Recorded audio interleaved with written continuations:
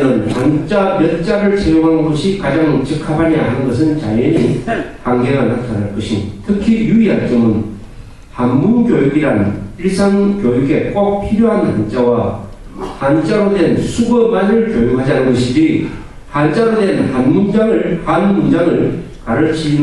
가르치자는 것이 아니라는 것을 확실히 인식해야 할 것입니다.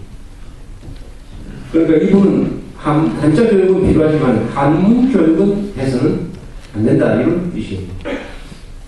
이런 식으로 그래서 한문 교육에 대한 기본 취지를 다시 재인식하여 선고하실 것.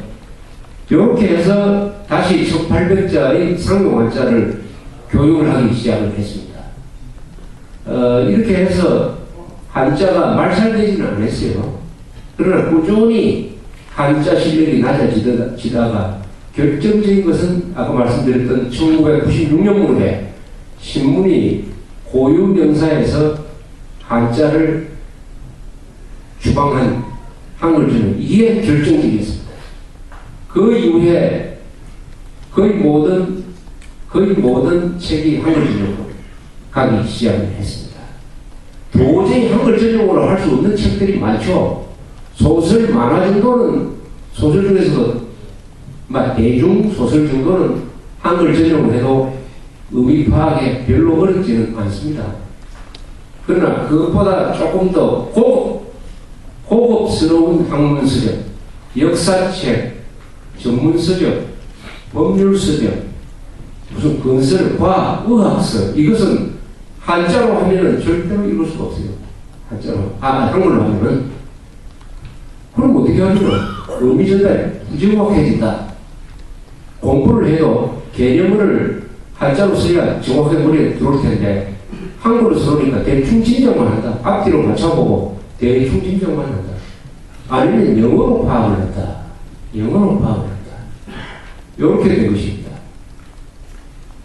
그런데 한글의 결정적인 약점이 있어요. 조어 능력이 없습니다. 새로운 현상이 나타났을 때 그것을 만들어내는 말이 없어요. 그것은 한자를 쓰지 않을 수가 없습니다. 요새 신문에 보면 그렇게 많지 않습니까? 신문에 새로 등장하는 말은 한글로 만든 말이 없고 거의 대부분 다 한자어입니다. 한자어. 신도시라든지 요새 경전철이라는 말이든지 저는 한때 처음에 신문에 원조교재라는 말이 나왔어요. 여기 원조교재라는 말 아십니까? 그거 처음 나와서 참 희한하다. 원조교재. 이게 무슨 뜻인가? 했더니 그 여자한테 무슨 돈 주면서 교제하는 것은 원조교재죠. 저는 교재의 원조교재인 줄 알았어요. 원조교재. 이 발음이 한자로 안 쓰면 분간이 안 됩니다. 원조교재는 돈을 주는 거고, 원조교재는 교재 중에서 제일 선명한 원조교재라고 하는 거 아닙니까? 얼마 전에 제가 어디 가서 강연을 했는데, 국정원 사람들이 대기관 사람들이 모여서 만든 모임이 양지예요. 양지인데 무슨 뜻이냐? 정보가 처음 만들어졌을 때 음지에서 일하면서 양지를 지향한다 해서 양지를 했어요. 그런데 한자로 쓰면 양지회라 읽어야 되죠. 양지회. 그런데 지금까지는 저는 양지회라고 읽었습니다. 양지회. 그러니까 한자로 보니까 양지회라고 읽어야 돼요.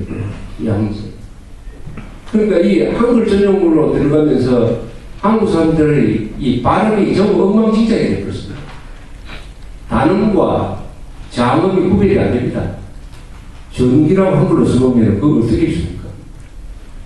이런 전기는 전기라고 읽어야 되고, 박 대통령 전기는 전기라고 읽어야 되죠. 전기와 전기가 분간이 안 되버립니다.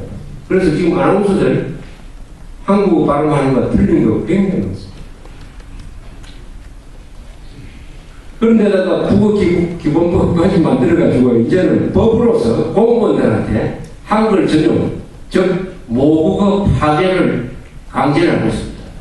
이 지구상에서 공무원들 보고 너가 모국어 쓰지 마라. 꼭 법으로 강제하는 나라가 있다면 그 나라는 식민지 지배를 받는 나라죠. 지금 이 정부는 어떻게 보면 일제 정부예요. 한국 사람들 보고 한국말 쓰지 말라고 한 거와 똑같은 명령을 내리고 있습니다. 한자 쓰지 말라는 것은 한국어를 쓰지 말라는 겁니다. 제대로 쓰지 말라는 거예요. 세상에 이런 나라가 있습니까? 모국어를 파괴하는데 정부가 제일 앞장서고 그 다음에 언론이 따라가고 그 다음에 지식인들이 거기에 장단을 맞추고 이런 나라가 있습니까? 모국어를 파괴하는데 국어가 그 국민 아닙니까? 국어, 국민, 정체성 다 같은 거예요. 모국어가 국어고 국어가 조국입니다. 그래서 국어는 조국이라는 말이 있습니다. 그 한국말을 못 쓰는 그 순간부터 그 사람은 한국인이 아닌 게 됩니다. 동시에 한국어를 제대로 쓰지 못하는 그 순간부터 제대로 된 한국인이 아닌 것입니다. 제대로 된 한국인이 아닌 것이 된다는 그 제대로 된 한국인이 아니라는 것은 뭐냐? 첫째, 고전을 읽을 수가 없다. 우리의 전통 문화를 이해할 수가 없다. 유물에 대한 설명을 읽을 수가 없다. 역사책 읽을 수가 없다. 족보 읽을 수가 없다. 아버지 이름 한자로 못 쓴다. 본을 모른다. 나중에 그렇게 됩니다. 본을 모른다. 즉 전통, 역사, 미풍양속에서 멀리 떨어져 버리죠. 멀리 떨어져 버립니다. 그러면은 우리가 한국인인 것은 우리의 민족사를 이어받기 때문에 우리가 한국인인 것인데 그 민족사를 잊어버리게 된다. 잊어버리게 되면 그것은 돌연변이로 태어난 존재지 그것은 한국인이 아닌 것입니다. 우리 몸속에서 흐르고 있는 2000년 역사의 DNA 유전자, 기억장치 이런 것을 잊어버리면 그 인간은 인조인간이에요. 지금 금방 태어난 인간이에요. 그런 사람하고 대화를 하면은 대화가 안 됩니다. 아니 김유신도 모르는 젊은 사람하고 대화가 됩니까? 이순신도 모르는 젊은 사람하고 대화가 됩니까? 초대 대통령이 누군지도 모르는 사람하고 대화가 됩니까?